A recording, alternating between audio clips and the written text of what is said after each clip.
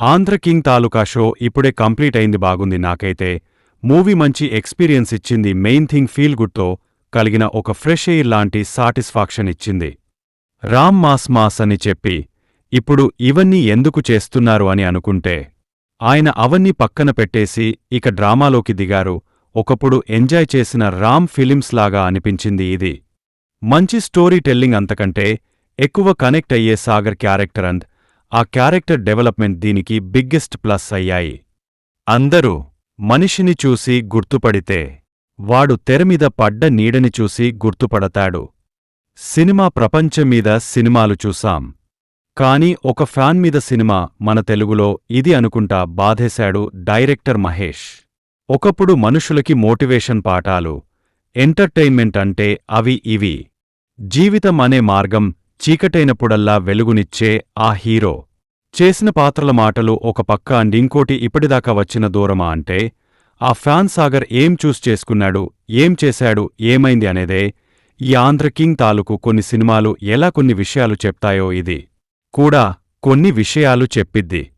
అసలు ప్రేమ అంటే ఏంటి, నిన్ను నువ్వు తెలుసుకోవడం అంటే ఏంటి, ఎలా కొన్నిటిని సినిమా క్యారెక్టర్స్తో ఆ సిచ్యువేషన్స్తో చూపించిద్ది.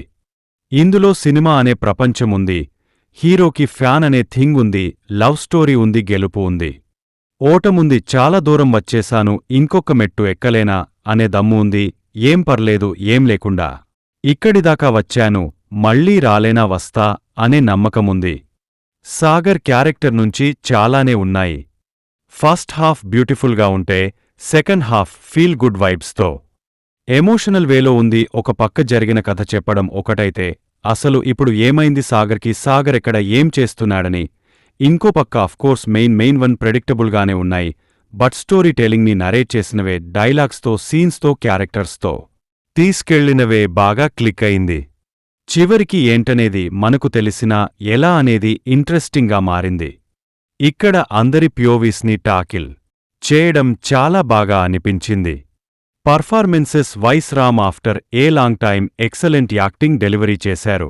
భాగ్యశ్రీకి కరెక్ట్ రోల్స్ పడితే సూపర్గా చేస్తారు అని మళ్లీ ప్రూవ్ చేసుకున్నారు.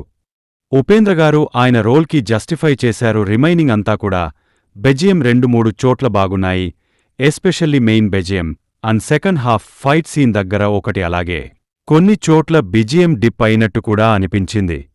చిన్న గుండెలో సాంగ్ అయితే ఒకటి నచ్చింది. Cinematography and visuals are nice.